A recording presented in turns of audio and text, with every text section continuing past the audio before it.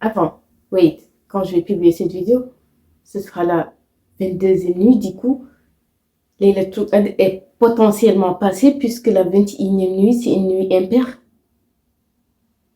Quelle organisation, ya Rabbi. Oh là là. Bref, c'est pas grave, j'espère juste que c'était pas la 21e nuit. Je suis sûre à 100% que je ne suis pas la seule à ne pas être prête à 100%. Waouh, il y a beaucoup de 100% dans ma vie. Hein.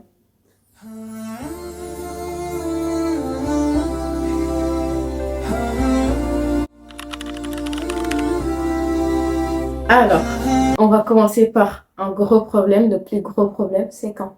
C'est quand exactement Laylatul Qadr? En fait, je sais pas. En fait, c'est flou comme ma vie. Voilà, c'est ça, c'est flou, il n'y a pas de date exacte. En tout cas, on sait quelque chose, on sait un truc, c'est que c'est dans les nuits impaires des 10 dernières nuits de Ramadan. Donc, on fait quoi? On prie toutes les nuits et on prie plus les nuits impaires.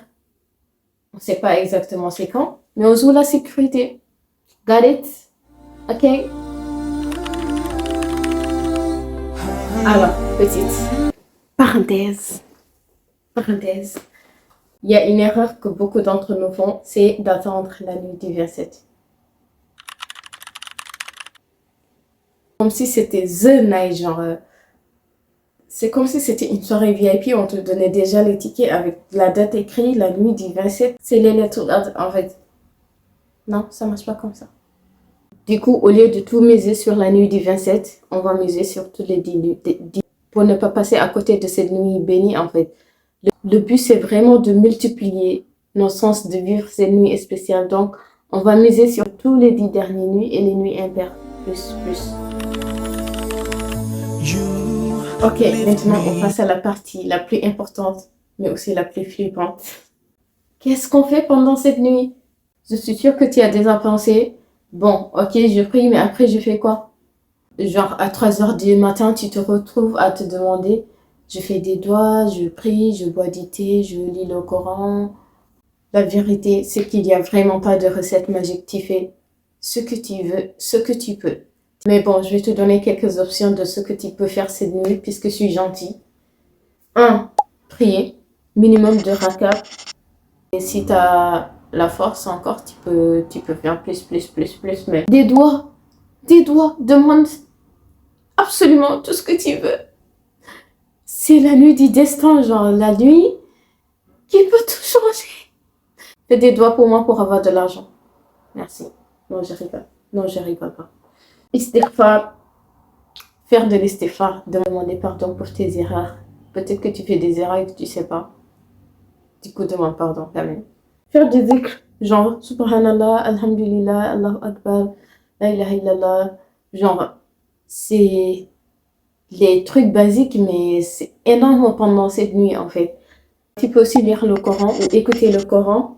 Même un seul verset, c'est déjà bien. Genre, même une seule ligne, c'est déjà bien. Ne sous-estime aucun effort pendant cette nuit, please. Et n'oublie pas, tu peux faire un petit peu de sadaqa si tu peux. Sadaqa de ton temps, de ton argent, même une toute petite pièce. Ça peut compter. En gros, ne te fixe pas des objectifs qui ne sont pas réalistes. Bon, soyons honnêtes, la vraie galère, c'est pas la prière, mais c'est de rester éveillé. Je parle de la bataille contre le sommeil à 3h du matin.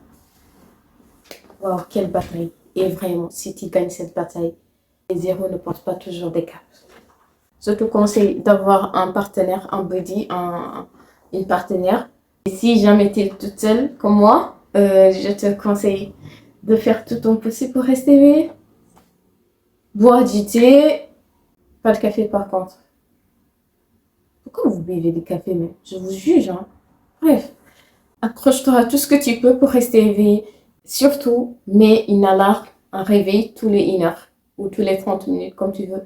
Tous les 30 minutes pour te rappeler, hello, quelque chose se passe cette nuit, il faut que tu te réveilles.